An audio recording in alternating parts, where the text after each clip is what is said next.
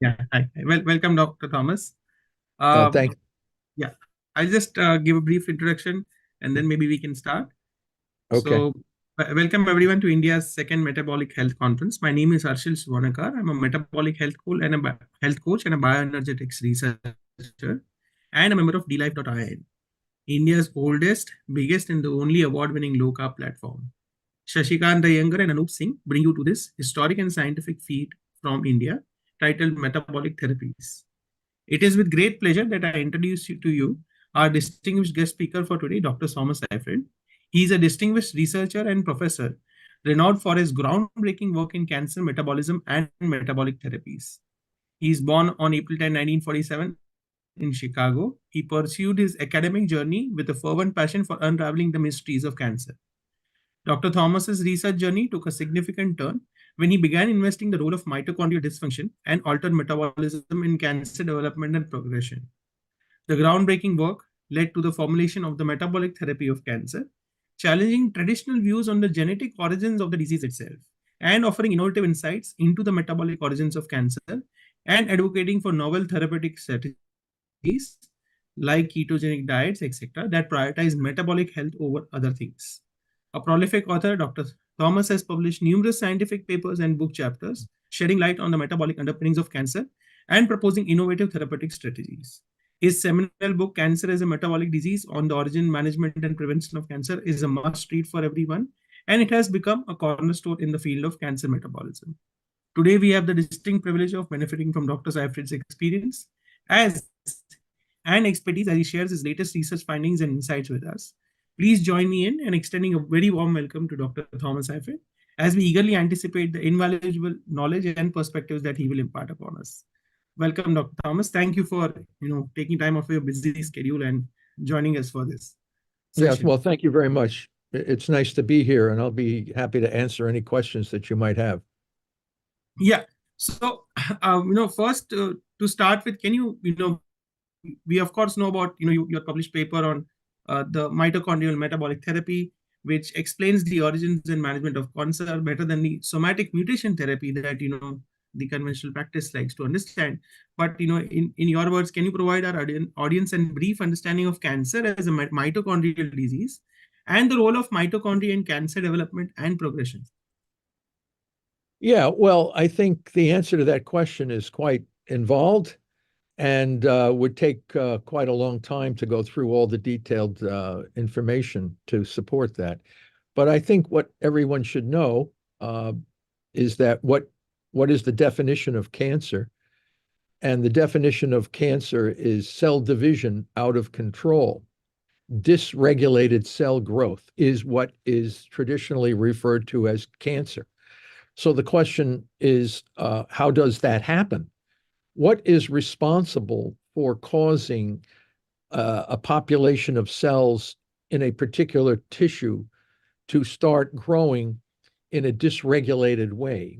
What happened to the regulation to maintain the quiescent or differentiated state of the cells in that tissue? And we and others have put this together.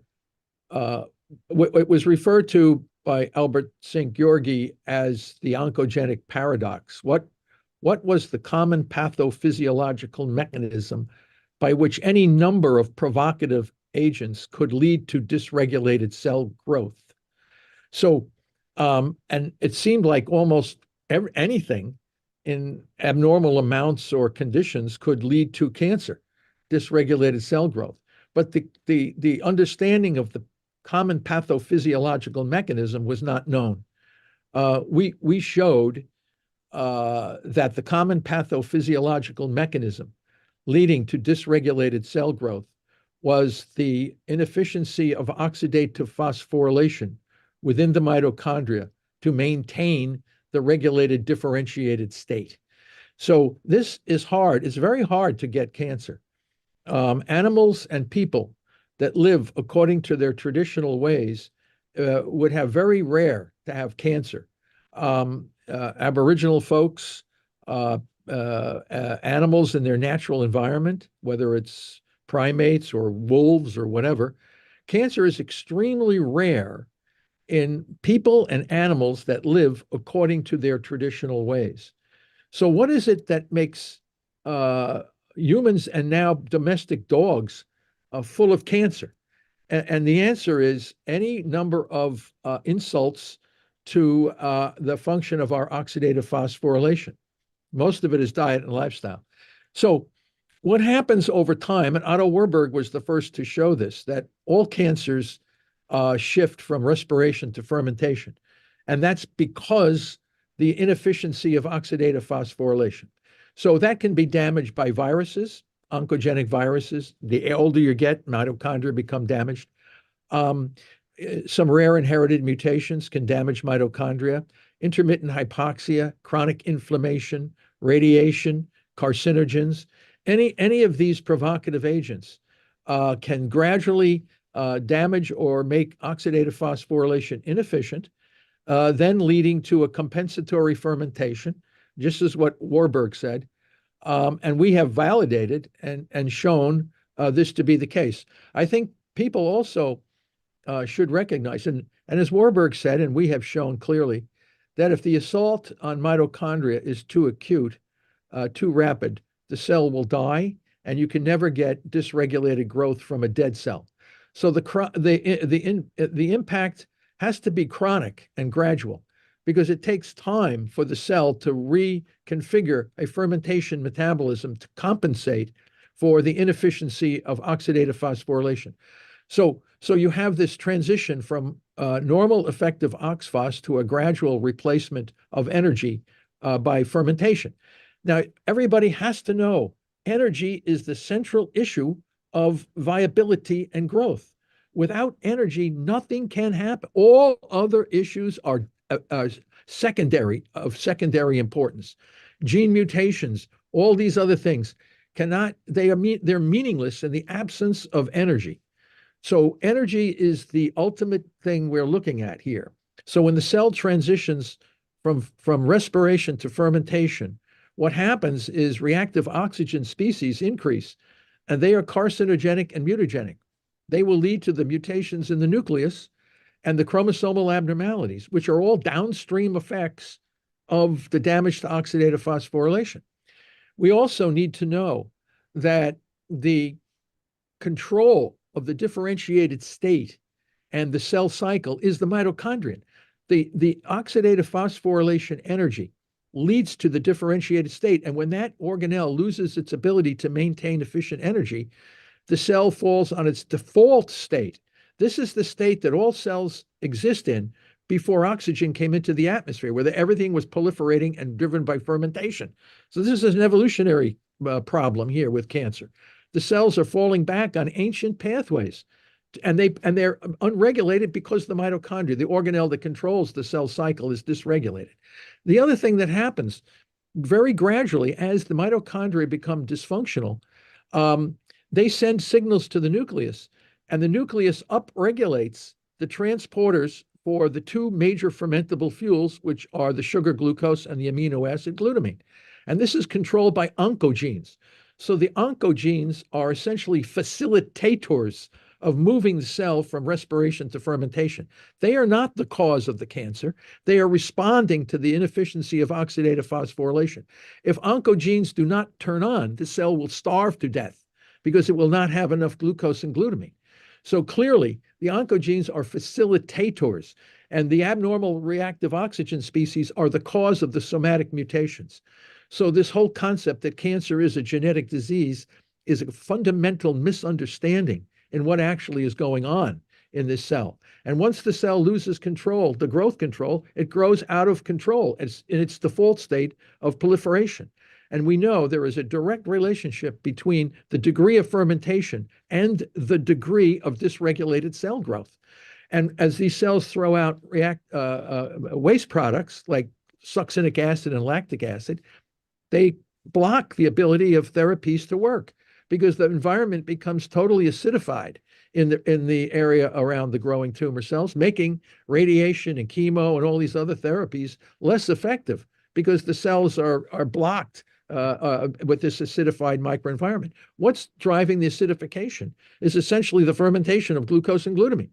and they are providing energy in the form of what we call substrate level phosphorylation.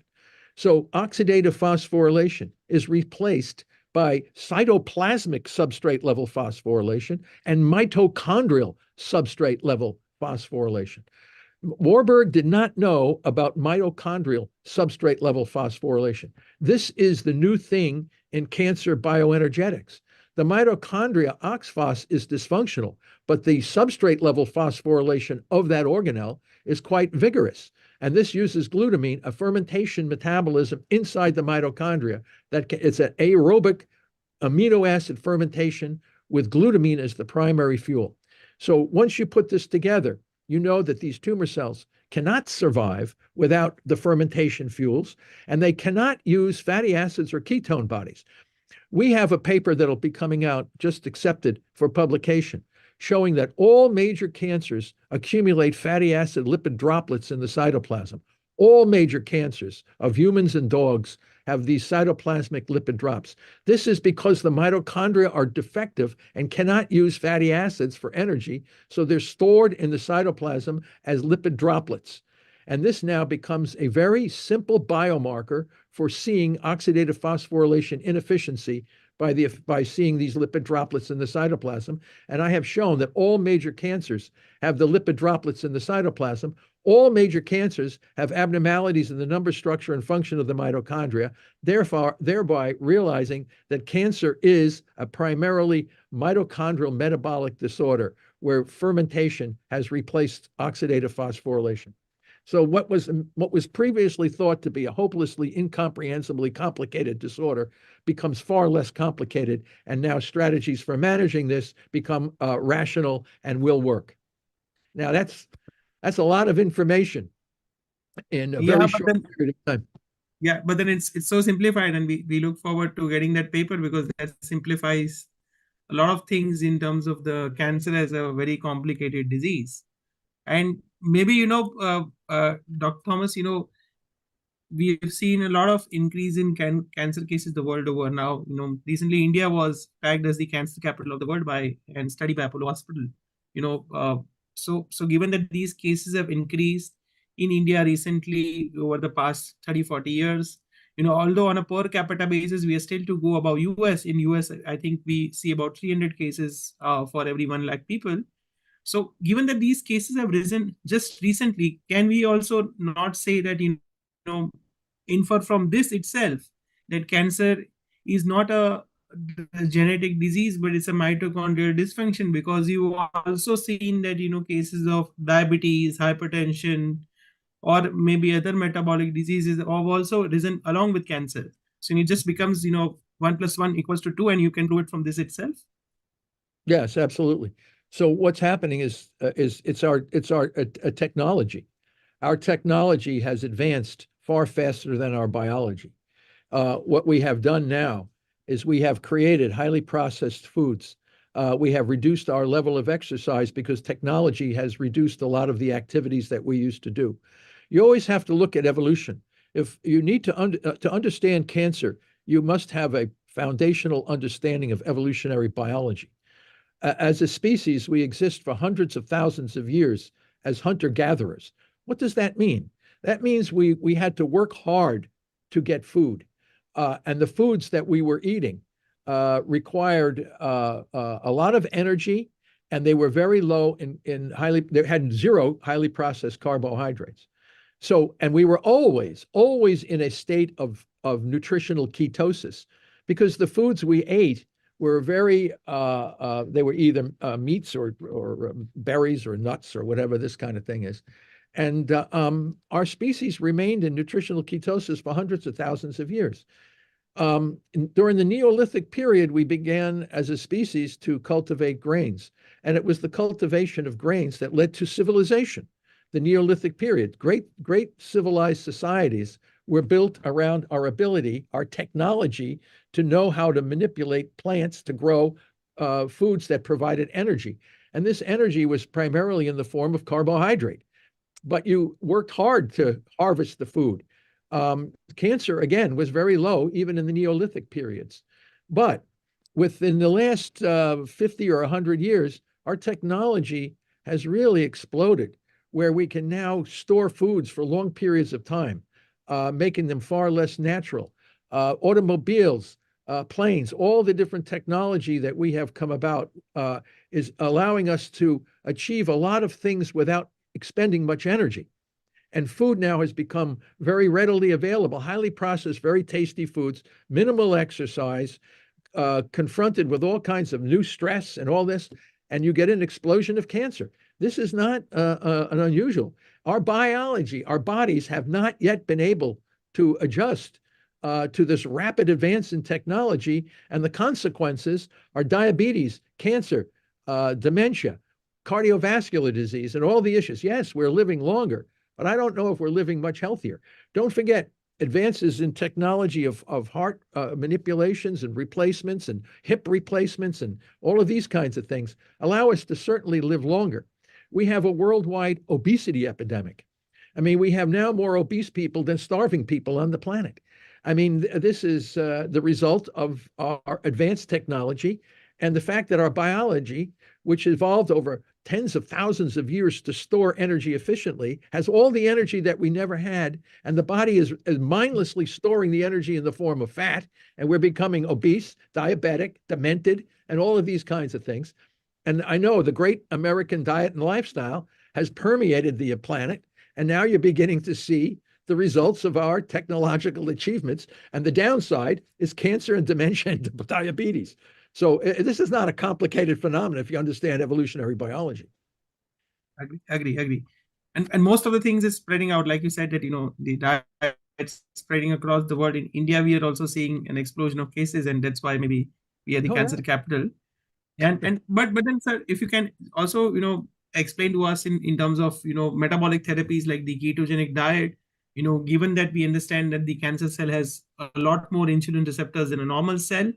And along with this, then your published paper and your novel therapy, which is the press therapy, and the Dawn blocker, which basically inhibits the glutamine uptake.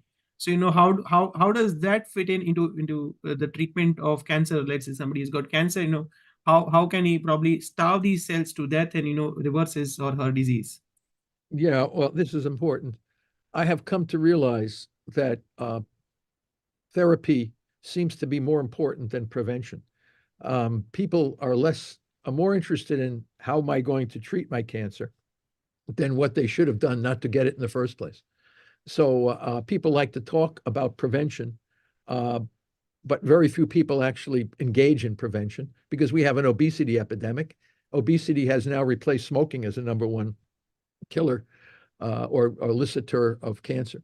But once you have cancer, then you know what drives the dysregulated growth. So that's glucose and glutamine. And how do we manage the availability of those two fuels?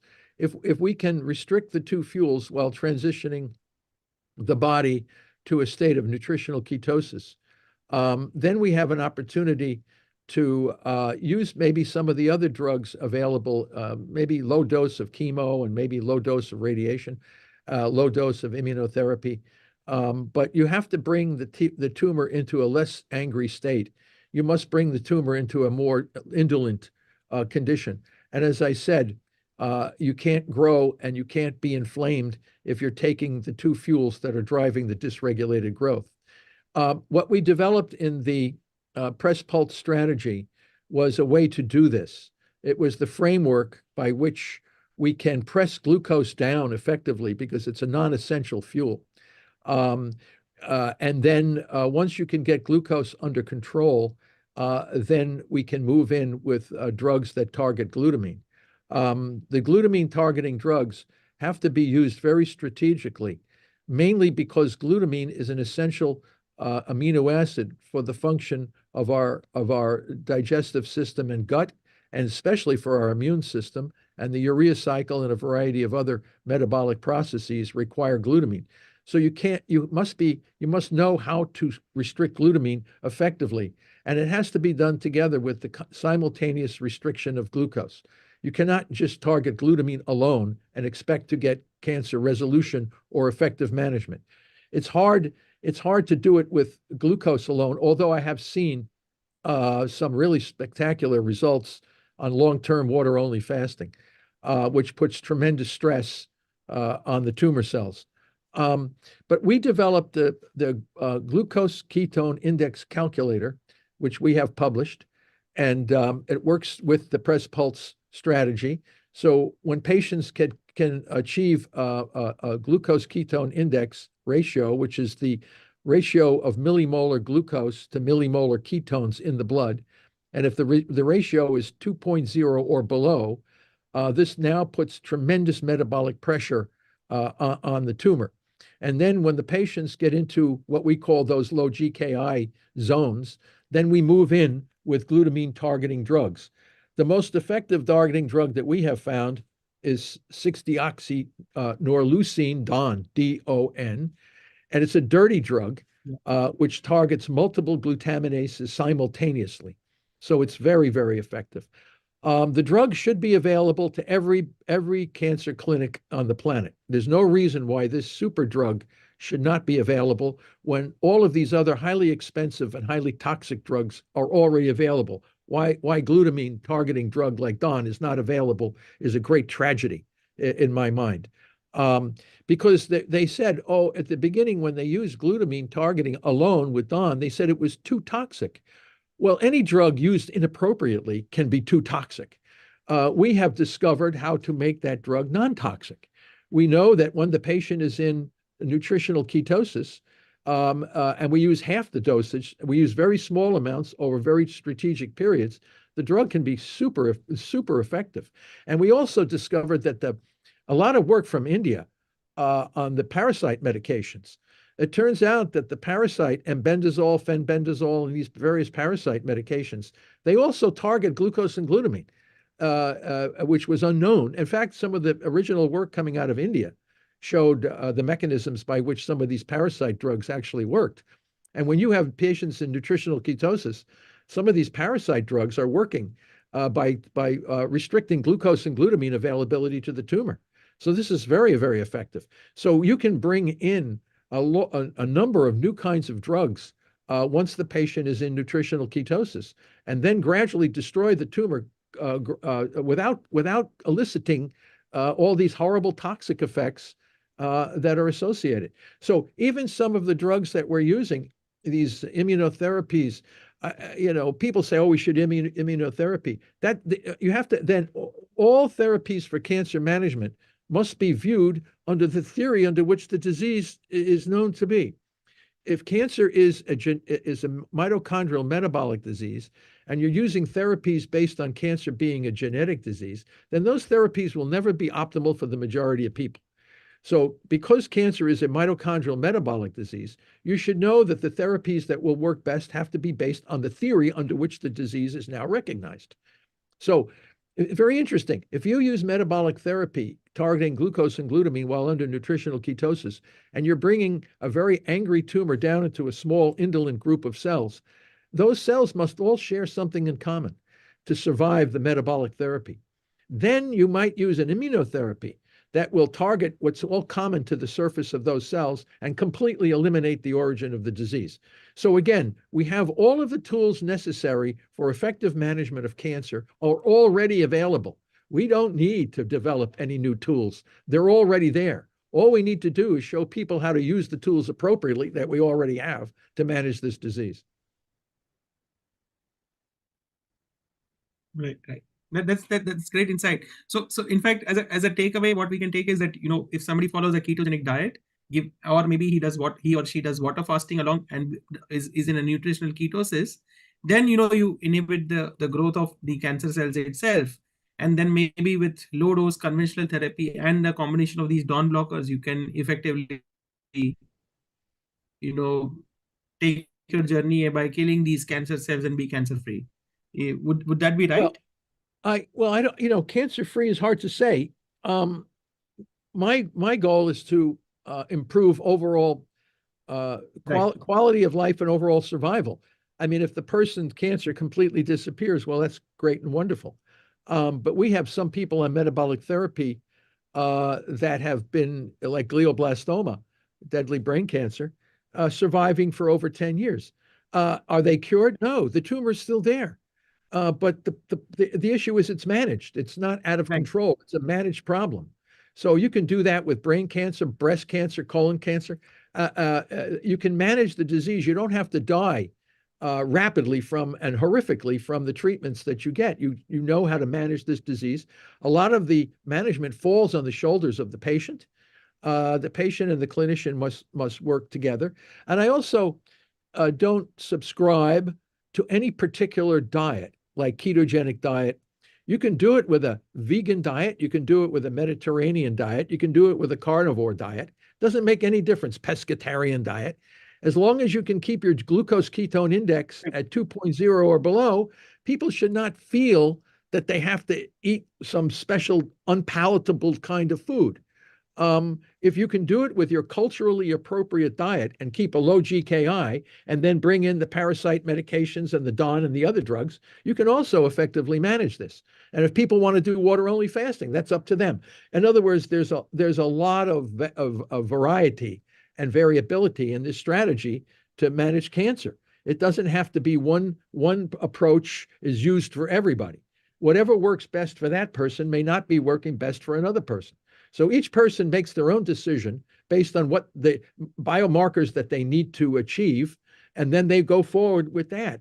And the oncologists will assist them and dosage the drugs as they see through liquid biopsy or non-invasive technologies how this cancer is responding to the various treatments that the individual has. And the family members and the patient all come together and decide which strategy they think would work best for that individual. So it becomes a very individual way to manage this disease, not some grand theory that's going to treatment that works for everybody in the same way. Each person is different, culturally different, metabolically different, religiously different. So you have to develop a therapy that's appropriate for each individual under these different conditions. Right. That's it. So it's all about a personalized nutrition therapy based what the person's leading. Just keep the glucose carbohydrate low, ensure that your GKI index is well in control, glucose ketone index, and that should do the trick, right? So Well, you know, I don't know. Can you share some cancer success stories that you would have seen, you know, in your practice, or you know how things have spanned over your years of research?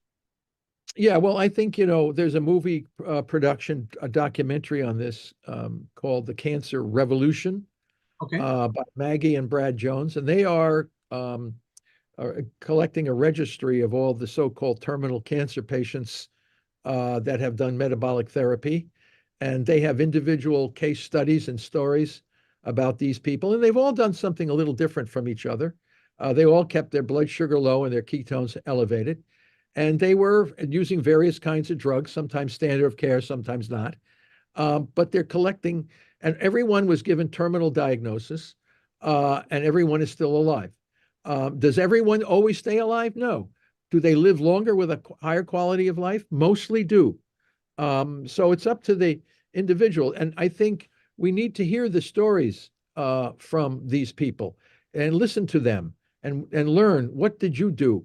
And they were all different kinds of cancers: lung cancer, colon cancer, breast cancer, brain cancer, colon or bladder cancers, the blood cancers, lymphomas and these kinds of things.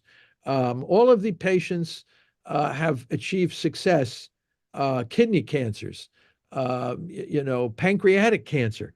We have not found any cancer that can survive without glucose and glutamine, or can burn ketones or fatty acids. So clearly, it doesn't make any difference what kind of cancer the person has. As long as they can restrict those fuels, the cancer can be managed. So yes, this is the strategy. Here's the great problem. Why this cannot be done? Mainly because people think cancer is a genetic disease, number one. When you think the disease is not correct, then the outcome will never be optimal for the majority of people. The other thing is that most oncologists never heard of this. They have no clue because their training never allowed them to understand that cancer is a metabolic disorder and not a genetic disorder. So you have that problem. And then you don't have anybody trained. Very few people actually understand how to work the training. You need to train the patients and the oncologists in to know how to do this. So, I say all this stuff, and people say, oh, look we have a clean way of managing cancer. And then they go to their professional oncologist, and he says, there's no evidence to support what I'm saying. If this was so important, everybody would do it. And the system is locked in to radiation, and therapies, toxic drugs, and immunotherapy based on the somatic mutation theory of cancer. So, I mean, not to say that these things don't work to manage some cancers, they do, but many people suffer tremendous toxicity as the result of these treatments, and about 50% of the people actually die eventually from the toxicity of the treatment. So we're trying to remove all that. We're trying to re-educate the entire system to better understand this. So we'll see what happens. Right. So how do you envision that, a metabolic therapy like we spoke of, goes into the conventional therapy and people start practicing it, in the future? Well, I don't know. What would be your thoughts on it? Well, I don't know. Right now, the standard of care, is called standard of care, which is, radiation and chemo and maybe immunotherapies, all this. It's extremely profitable. People make tremendous amounts of money with these drugs and treatments and this kind of thing. How can we generate revenue from metabolic therapy that will compensate for the lost revenue from some of the toxic treatments that we're using? This is a policy. This is out of science. This is policy issue. How do hospitals and governments and national institutes of cancer, how they have to deal with this? What is their strategy to recognize that we have a viable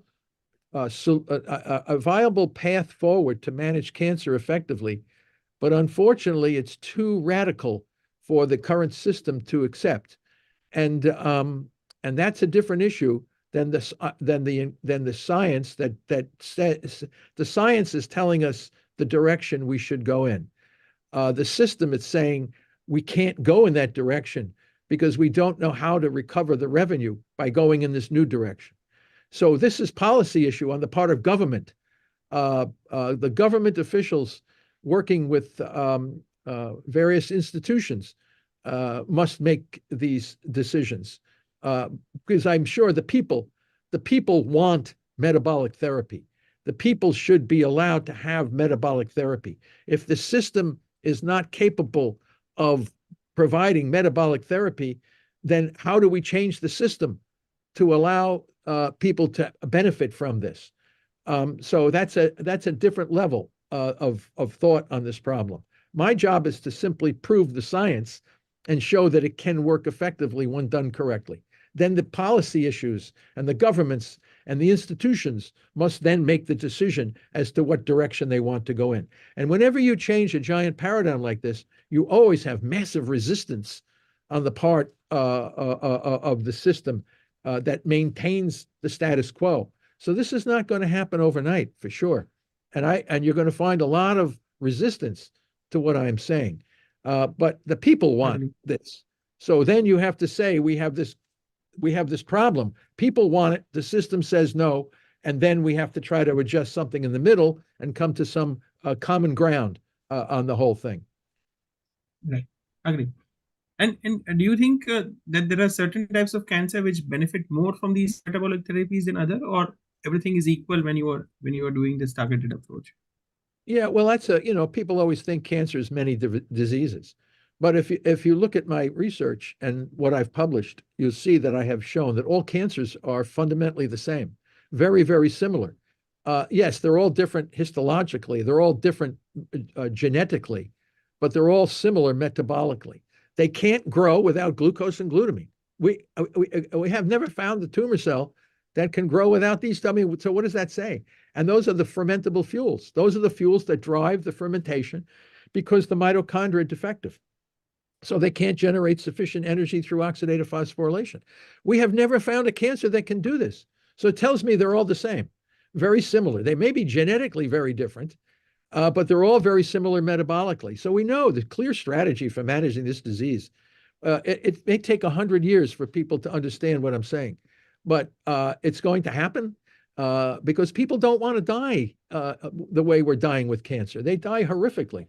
It's a tragic disease, and it doesn't have to be that way. And we have never found a cancer that can survive without this. So our technology is ready and able to provide strategies for managing all these different kinds of cancers very, very effectively. But as I said, we have not found any tumor without an abnormality in number, structure, and function of mitochondria. They all have lipid drops in the cytoplasm, which are a biomarker for telling people, yep, that's what's going on. They can't respire. So you elevate ketones and you target the two fermentable fuels, and you do it strategically, and the outcomes will be remarkable. But as I said, the system is not ready for this. The system now is not ready for what I have just said. Okay, got it. So, what would be your recommendations for maybe cancer patients who are tuned in, or maybe general advice to others who are tuned in and would want to be cancer-free for their life? I said, we've published the studies, we've got the things, people can look at the results. And my biggest problem is that when these poor folks run to their oncologists and say, can you help me do metabolic therapy? The oncologists get angry and they say, no, there's no anything. They don't even know, many of them have no clue that sugar drives the dysregulated growth of the tumor cell. So how are you going to help these cancer patients when the very people that are trained to help them are unfamiliar with the biology of the disorder? The oncologists need to be retrained, and they must become familiar with this, and then they will be having great success with their patients. But right now, what can I say? The system is not ready for this. The system is not geared up to do what we think needs to be done. And this is, I think, one of the great problems. So the answer is, you heard what I said. What are people going to do about it? How are we going to change the system? And the answer is, I don't know. I mean, what can I do? I'm showing the science. I mean, if you want to ignore the science, that you do it at your own risk. Right. And for avoiding cancer, would you still suggest that someone should adopt not to have too many carbohydrates or a glucose, or follow a balanced diet, or some sort of advice from you? Yeah, well, that's, of course, that goes back to your prevention thing again. Yeah. And most people don't care. And I don't want to say all people don't care. I think if people really cared about prevention, we would not have an obesity epidemic. It's just that simple. Right? I mean, it's just that simple. So they always, that's why I said, people want a pill. Well, you got a cancer. I just want to take this pill and have my cancer go away. But you should have never done all the things. Dogs, look at the poor dogs. Dogs should be our segue into everything. The wolf is the origin of all the dogs, and the wolf rarely, if ever, has cancer.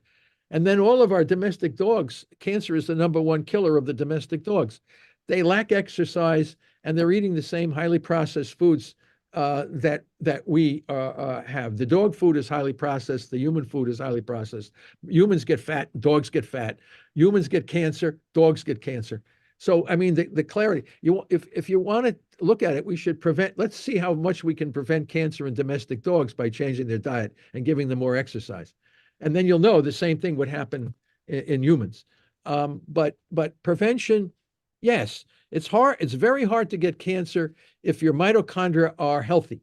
So we have never found cancer without unhealthy mitochondria. So to prevent cancer, you have to keep your mitochondria healthy. How do you keep your mitochondria healthy? You do a lot of exercise, and you do not or eat very minimal amounts of highly processed carbohydrates. That doesn't mean you don't eat natural carbohydrates, because some plants and fruits and some of these things do have natural carbohydrates. But, we've engineered our foods to be so rich in carbohydrates where the natural forms were much lower in carbohydrates. Natural rice, wheat, and grains actually contain a lot of minerals and nutrients that are in those foods. It's just that they're engineered now to have twice the amount of carbohydrates that the original grains and things have had. So again, once you know that, and measure your GKI always. Now I think our technology will have these devices that we can put on our skin to let us know when our blood sugar goes too high. And eventually we'll have meters that we can put on our skin to let you know what your glucose ketone index is. And you get it on your cell phone. The cell phone will begin to beep and make noises when your GKI gets too high. So that tells you, oh, maybe I should stop eating what I'm doing. Maybe I should exercise more. Maybe I should do this. So again, technology could be the rescue of or allow us to prevent cancer by allowing us to know when we're in zones that are unhealthy. That's our new technology. That could help us too. Agree. Yeah. Maybe I'll just call in Shashi and operator, if you can just let Shashi in. Yeah. Anup also in. Yeah, Anup also. Yeah. Yes, so Dr. Thomas, thank you very much for accepting this invite and coming and sharing your knowledge. You have a lot of groundbreaking work in the space of cancer management, and more so your talk becomes important since it is declared that India is now the capital of cancers also. Really? I thought China was. India now I mean, is more. we had very recently we had one of the largest group of hospitals in India, Apollo hospitals. They have did some research work and they say that India is the capital of cancer. So, Wow. so it is coming from a small party, but nevertheless, it is of significant importance. And I'm sure that you know that we are also again the capital of diabetes, fatty liver, insulin resistance. So naturally, cancer has to follow. Yeah. Well, in the United States, we have just about 1,700 people a day die from cancer in the United States, which is 70 an hour. 70 people die each hour in the United States from cancer. When I was to China a few years ago, the number was 8,100 people a day dying from cancer in China. Now, India also has a very large population. So I know obviously, the larger the population, the more people are dying from cancer. So this does not have to happen because the world economy in the large economies of the world have all adopted a similar diet and lifestyle. It's permeated. I call it the great American diet and lifestyle that has permeated the entire world. And the consequences are diabetes and cancer and dementia, though we cannot forget about dementia and some of the other chronic diseases.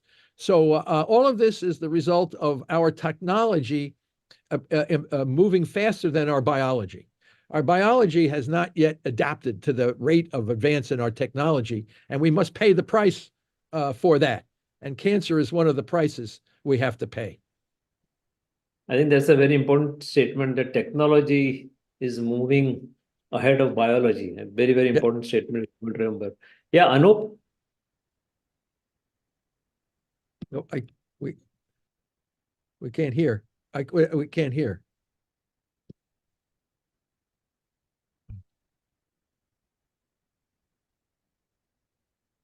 So this statement, technology proceeding faster than biology, even Dr. Parikshit had mentioned in a different way, in the sense that he said, if a football field out of 100 yards, 99.5 is what we lived, 0.3 is what we went through after agriculture came, and 0.2 was industrialization of agriculture.